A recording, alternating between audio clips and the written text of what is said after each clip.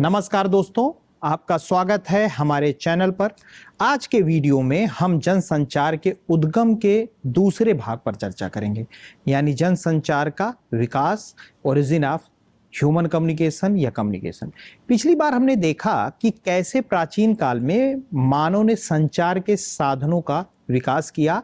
आज हम इस यात्रा को आगे बढ़ाते हुए मानव संप्रेषण यानी ह्यूमन कम्युनिकेशन और संचार के विभिन्न कालों पर ध्यान देंगे। कम्युनिकेशन के अलग अलग काल जो हैं, तो सबसे पहले बात करते हैं प्रागैतिहासिक काल की।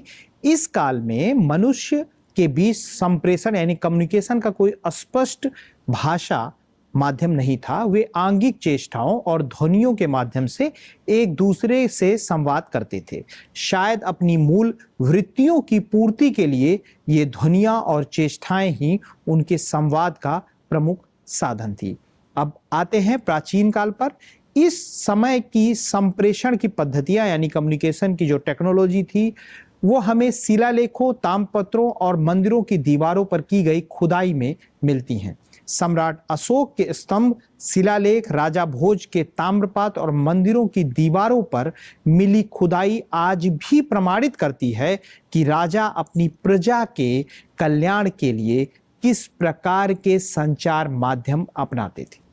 सम्राट अशोक ने अपने आदेशों को पत्थर पर लिखवाकर प्रसारण के आधुनिक माध्यमों के अभाव की पूर्ति की।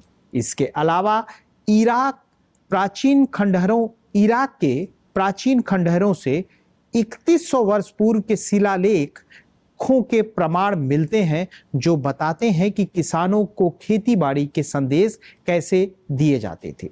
प्राचीन काल में जन सामान्य को मुनादी, यानी जैसे आपने डफली पीट के संदेश देने की जो बात है वही है मुनादी, यानी मुनादी के माध्यम से सूचनाएं देने की पद्धति भी प्रचलित थी, जो आज भी देखने को मिलती हैं। सभाएं करना, कठपुतली का तमाशा, नाटक खेलना, लोकनाट्य और लोक कथाएं, इन सभी का उस समय के संचार में महत्वपूर्ण स्थान था और यह परंपरा आज भी कहीं ना कहीं कायम है और हमें दिखाई देती है।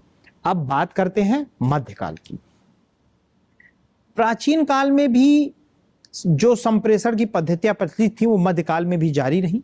15वीं सदी के उत्तरार्ध में शेरशाह सूरी ने संचार व्यवस्था में नया कीर्तिमान स्थापित किया। उसने अपने साम्राज्य में जीटी रोड बनवाई और घुड़सवार हरकारों को नियुक्त किया, यानी हरकारे यानी जो संदेश लेकर जाते थे, जो घोड़े पर बैठकर संदेश को दूसरे स्थान तक ले जाते थे, जो राजधानी से सुदूर प्रदेशों तक संदेश ले जाते थे। यह प्रणाली मुगल काल में भी चलती रही, जहां बादशाह औरंगजेब ने इसमें सुधार किए।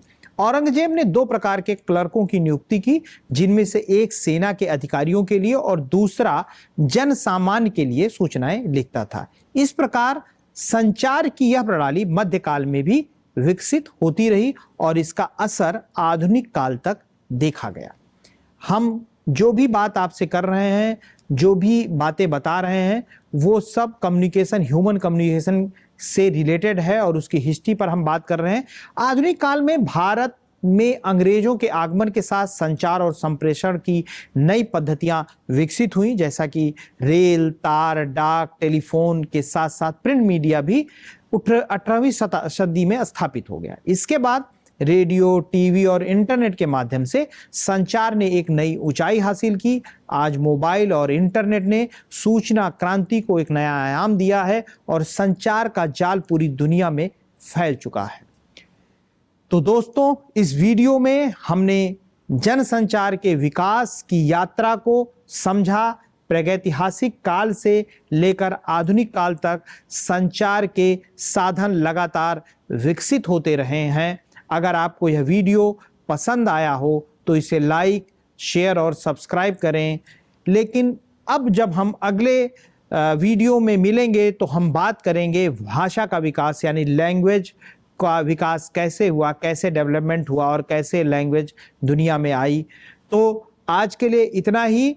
फिर मिलते हैं किसी अगले वीडियो में, जिसमें हम बात करने वाले हैं भाषा के विकास के बारे में। धन्यवाद।